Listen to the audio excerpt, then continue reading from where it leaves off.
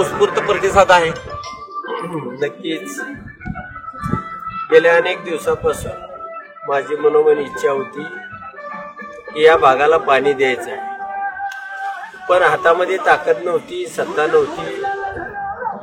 आणि गेल्या 6 महिन्यापूर्वी मी आमदार झालो आणि आमदार झाल्यानंतर 6 महिन्यामध्ये विधानसभेचं अधिवेशन असेल गेल्या 3 महिन्यापूर्वीचं, तेव्हा मंत्रालयामधील या सगळ्या पाटबंधारे विभागामध्ये या देवदारच्या निर्मितीसाठी जे काय कामकाज चालू आहे, कुठल्या स्टेजला, याची संपूर्ण माहिती घेतल्यानंतर माझ्या लक्षामध्ये आलं की अशा वेगानं जर आपण काम करत राहिलो तर किमान अजून 25 वर्ष या माझ्या करपटलेल्या बांधवांना, या ज्याच्या मनामध्ये आक्रोश आहे त्या इथल्या माणसाला पाणी देता येणार नाही.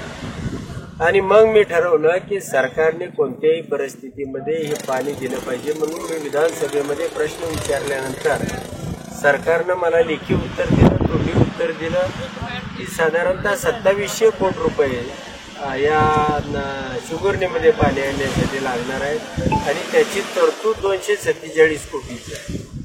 म्हणजे या हिशोबाने 10 वर्ष हे पाणी येण्यासाठी लागणार आहे. 41 वर्षापूर्वीचं याचं नियोजन आहे. याच्या धरणा म्हणजे या पाणी नीरा देवदारच्या मंजुरी मिळाल्यापासून आज 41 वर्ष.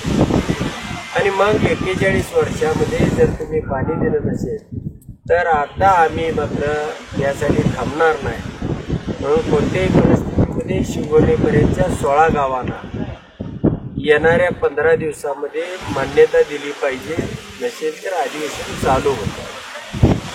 नंबर 2चा विषय, 100 दिवसामध्ये संपूर्ण रकमेचं म्हणजे 2733 कोटीचं टेंडर शिवगोलेपर्यंतचं वर्कड्रॉप काढलं गेलं. तिसरा असा विषय आहे की आमच्या या माळामध्ये जिथं मी बसलेलो आहे आता कुसळ टोचताय आणि गेली अनेक वर्ष इथल्या दुष्काळी बांधवांचं हे दुःख आहे, त्यांच्या डोळ्यामध्ये कुसळ टोचतंय.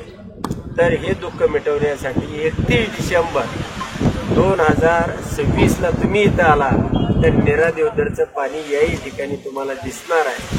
तर यासाठी सर्व प्रकारची तयारी मी केलेली आहे. विधानसभा असेल, मंत्रालय असेल किंवा वेगवेगळ्या माझ्या त्या मनामध्ये मी ठरवलेल्या ॲक्टिव्हिटी असतील त्या ठिकाणी, अगदी मुख्यमंत्र्यांचा वर्षा बंगला असेल त्याच्या समोर सुद्धा उपोषण त्या ठिकाणी मी केल्याशिवाय सोडणार नाही. जो पाटबंधारे विभागाचे मंत्री आहेत डॉक्टर राधाकृष्ण विखे पाटील, त्यांच्या मंत्रालयातल्या केबिनमध्ये मी त्यांना म्हणजे कुलूप ठोकून संघर्ष केल्याशिवाय राहणार नाही. अशा अनेक प्रकारच्या माझ्याकडं ती कला आहे. आणि म्हणून आता मात्र न थांबता, न सरकारने विचार करता, श्रेय पाहिजे तर तुम्ही घ्या. माझं सरकार असतं तर माझ्या हातानं पाणी दिलं असतं.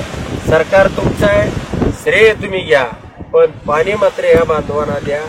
यासाठी ही 100 किलोमीटरची यात्रा आहे. 29 तारखेला शंभू महादेवाला अभिषेक घालून त्या ठिकाण शंभू महादेवाची शक्ती घेऊन या सरकारच्या विरोधामध्ये लढण्यासाठी ही सगळी फौज तयार झालेली आहे आणि आम्ही सगळे त्या दिशेने निघालेलो आहोत.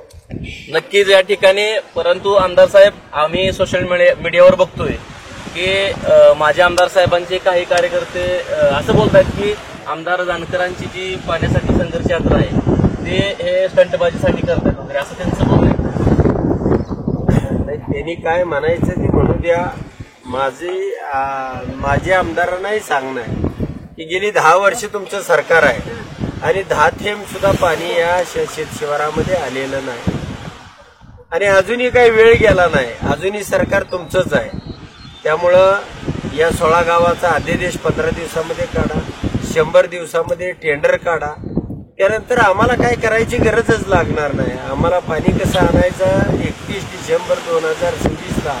आणि सरकारला संधी आहे. तुम्ही हे इकडं या तालुक्यामध्ये म्हणण्याऐवजी तुम्ही सरकारला, त्या ठिकाणी मुख्यमंत्री आहे, तुमचं सरकार आहे, त्या ठिकाणी पाठपुरावा करा आणि या पाण्यासाठी जे लागल ते करण्याची तयारी ठेवा.